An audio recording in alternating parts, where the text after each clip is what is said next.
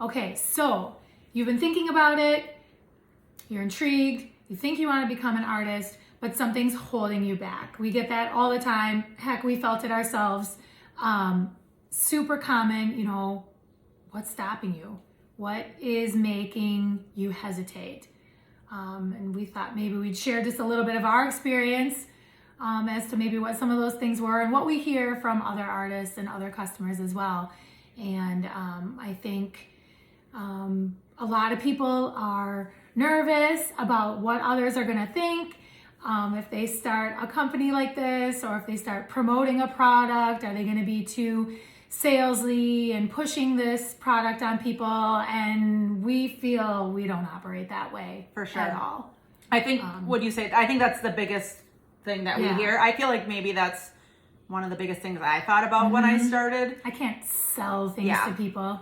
Like, I don't want to be that person that's hounding people, which is not what it is at all. No. I think a little bit it just has to be your mindset when you're going in that, oh my gosh, I love Seint. I love how easy it is for me. And I just want to share that with other people, as opposed to like, oh my gosh, how am I going to sell? How am I going to sell this? Yeah. And because you don't have to like cold call people and try to sell it to them. No. You don't have to message random people that you haven't talked to in like, years since high school.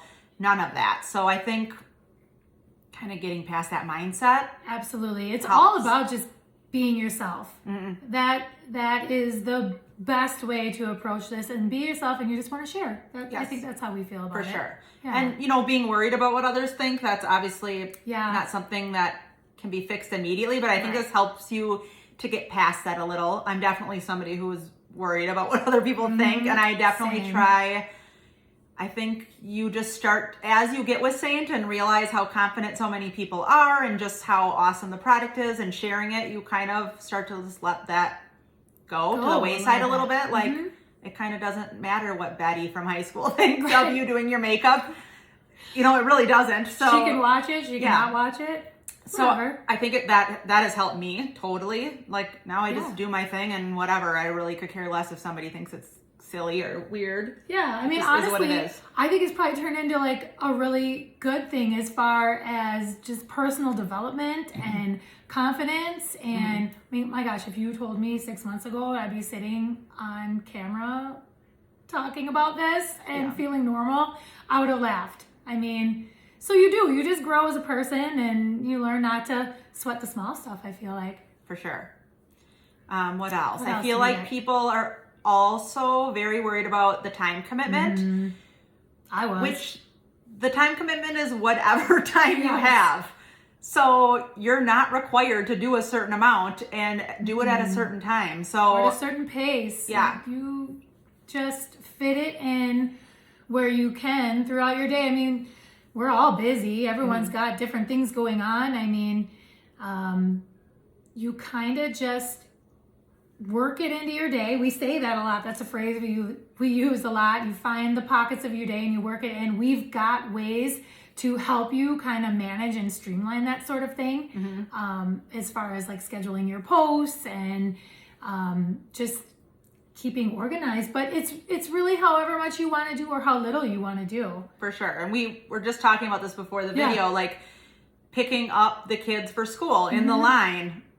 We will do a post or respond to somebody, or laying in bed before I go to bed at night, I'll do, 2 quick things, or you just kind of fit in the little things.